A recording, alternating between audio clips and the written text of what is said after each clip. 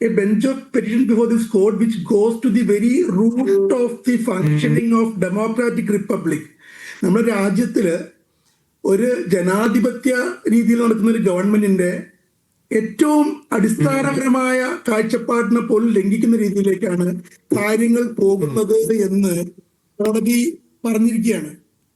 അപ്പോൾ അതിനെക്കുറിച്ച് കാണേണ്ടത് കോടതിക്ക് ഇടപെടാനുള്ള റൈറ്റ് ഉണ്ട്, കോടതി ഇടപെട്ടിട്ടുണ്ട്, ഇടപെടും. പക്ഷെ ഇപ്പൊ നമ്മൾ ചർച്ച ചെയ്യുന്ന വിഷയത്തിന്റെ ഒരു ഘടകം അതല്ല. കാരണം ഞാൻ കഴിഞ്ഞ ചർച്ചയിലും പറഞ്ഞതാണ്, വളരെ ഗുരുതരമായ നിയമപ്രശ്നങ്ങൾ, അതായത് ക്രിമിനൽ നടപടികളാണ് പറയുന്നത്. കാരണം ഫോർജറി, 467, 468 പോലെയുള്ള ക്രിമിനൽ ബ്രീച്ച് ഓഫ് ട്രസ്റ്റ് പോലെയുള്ള കാര്യങ്ങളാണ് ഇത് അപഗ്രഥിക്കുമ്പോൾ ഉണ്ടായിട്ടുള്ളത്.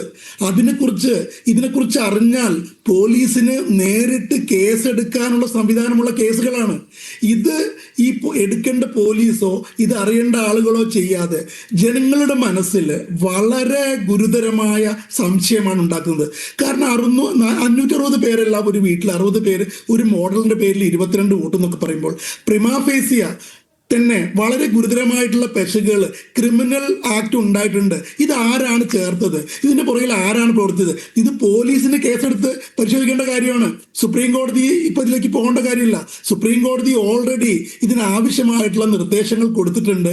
കാരണം ജനാധിപത്യം സംരക്ഷിക്കാനും ജനാധിപത്യപരമായ രീതിയിൽ തിരഞ്ഞെടുപ്പ് നടത്താനും ഈ രാജ്യം ഭരിക്കുന്ന ഗവൺമെന്റിനും അതിന്റെ ഭാഗമായി ഇപ്പോൾ പൊളിറ്റിക്കൽ ആവാൻ പാടില്ല എന്ന് പറഞ്ഞ ഒരു സ്ഥാപനം വളരെ പൊളിറ്റിക്കലായി നമ്മൾ കാണുന്ന ഒരവസ്ഥയിൽ ഈ ഗവൺമെന്റിനുണ്ട്.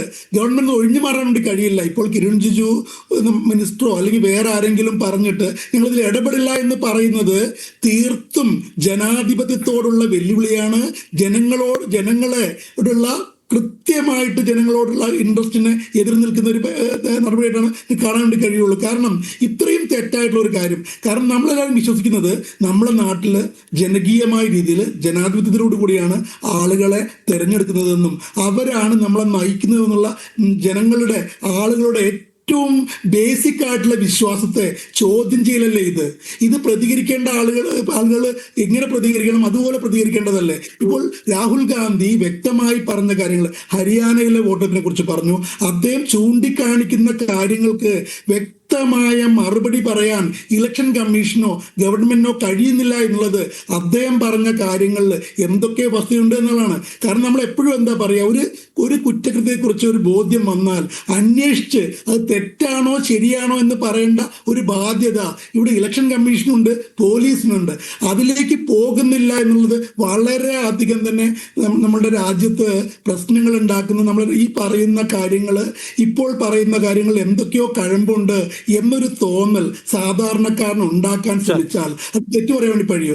ഇപ്പം ഞങ്ങൾ പരാതി കൊടുത്താൽ മാത്രമേ അന്വേഷിക്കുള്ളൂ. ഈ നാട്ടിൽ കൊലപാതകം ഉണ്ടായാൽ, ക്രിമിനൽ കാര്യങ്ങൾ ഉണ്ടായിട്ടുണ്ടെങ്കിൽ അത് പരാതി കൊടുത്തിട്ടാണോ സൂമോട്ടോ എടുത്തുകൂടെ? പോലീസും കൂടെ ഒരു 154 എന്ന് പറയുന്ന നമ്മുടെ CRPCയിലെ ആ വിവരം ലഭിക്കാൻ എന്തെങ്കിലും ഒരു വിവരം ലഭിച്ചാൽ ഒരു ഫോൺ കോൾ പോലും ആവണമെന്നില്ല.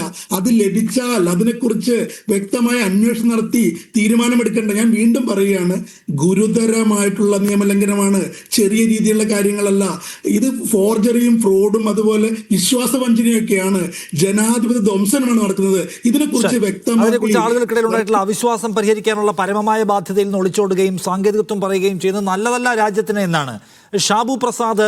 അപ്പോൾ താങ്കൾ ചോദിച്ച ചോദ്യമുണ്ടല്ലോ, എന്തുകൊണ്ട് കോടതിയിൽ പോകുന്നില്ല, നിയമ നടപടി സ്വീകരിക്കുന്നില്ല എന്ന്. അപ്പോൾ അതിന് കോൺഗ്രസിന്റെ മറുപടി, അങ്ങനെ നിയമ നടപടിയിലൂടെ ഒരു പ്രശ്നം പരിഹരിച്ച് കളയാമെന്ന വിശ്വാസത്തിനുമേലല്ല ഇതിനിറങ്ങി പുറപ്പെട്ടിരിക്കുന്നത്. മറിച്ച് ഈ നാട്ടിൽ നടക്കുന്ന തെരഞ്ഞെടുപ്പ് ഈ നിലയ്ക്ക് കുഴപ്പമുള്ളതാണെന്ന് നാട്ടുകാരെ പഠിപ്പിക്കുക എന്നതിനാണ് ഊന്നൽ. ബാക്കി കോടതി പരിഹരിക്കുന്നെങ്കിൽ പരിഹരിക്കട്ടെ, കമ്മീഷന് പരിഹരിക്കാൻ തോന്നുന്നെങ്കിൽ പരിഹരിക്കട്ടെ. മറിച്ച് നിങ്ങൾ കാണൂ, ഈ കഴിഞ്ഞുപോയ വിജയങ്ങൾ പലതും, കഴിഞ്ഞുപോയ തെരഞ്ഞെടുപ്പുകൾ പലതും ഫെയർ ആയിട്ടല്ല നടന്നതെന്ന് ആളുകളെ മനസ്സിലാക്കുക. ശരിക്കും അത് തന്നെയാണല്ലോ രാജ്യത്തിൻ്റെ ഭാഗതയെ നിർണ്ണയിക്കുന്നത് ജനങ്ങളാണ്. രാജ്യത്തെ സൃഷ്ടിക്കുന്നതും അതിനെ മുന്നോട്ട് നടത്തുന്നതും അതിന് തിരിവുകൾ എടുക്കുന്നതുമെല്ലാം ജനങ്ങളാണല്ലോ, കോടതിയല്ല, തെരഞ്ഞെടുപ്പ് കമ്മീഷനുമല്ല. അപ്പോൾ പരമാധികാരി ആരാണോ അവരെ എഡ്യൂക്കേറ്റ് ചെയ്യുക എന്നുള്ള പ്രോസസ്സിലാണ് അവർ ഊന്നെന്ന് പറഞ്ഞു. ആ പോയിന്റിൽ മറുപടി ഒക്കെ ആണല്ലോ. രണ്ടാമത്തെ കാര്യം താങ്കൾ പറഞ്ഞു ഇത്തരം പ്രശ്നങ്ങൾ എല്ലാ കാലത്തും ഉണ്ട്, അപ്പോൾ അത് പരിഹരിക്കാൻ കൂടിയാണ് SIR. SIR നടപ്പിലാക്കിയ ബീഹാറിലെ ആളുകളെ കൊണ്ടുവന്നല്ലോ അവിടെ. അവരുടെ വീഡിയോ ദൃശ്യങ്ങൾ പലരുടെയും ടെസ്റ്റിമണി അവിടെ പ്ലേ ചെയ്തല്ലോ. അവരവരുടെ കയ്യിലിരിക്കുന്ന ആധാർ കാർഡും കയ്യിലുള്ള വോട്ടേഴ്സ് ID യും രേഖകളും എല്ലാം ആയിട്ട് വരുന്നു. ഞങ്ങൾ കഴിഞ്ഞ ഇലക്ഷനിൽ വോട്ട് ചെയ്തവരാണ്, ഇത്തവണ ഞങ്ങൾക്ക് വോട്ടില്ല. ഞങ്ങൾ ഈ പറയുന്ന ഞങ്ങളുടെ ഡോക്യുമെൻറ്റ്സ് എല്ലാം അവിടെ പ്രൊഡ്യൂസ് ചെയ്തു, പക്ഷേ ഞങ്ങളെ പരിഗണിച്ചില്ല. ഞങ്ങൾ പോലും അറിയാതെ, ഞങ്ങളോട് ചോദിക്കാതെ ഞങ്ങളുടെ വോട്ട് വെട്ടിക്കളഞ്ഞിരിക്കുന്നു. ഈ കമ്മീഷൻ്റെ കാര്യമാണ് പറയുന്നത്. അപ്പോൾ താങ്കൾ പറയുന്നു ആ SIR കൊണ്ടെല്ലാം പരിഹരിക്കപ്പെടുമെന്ന്.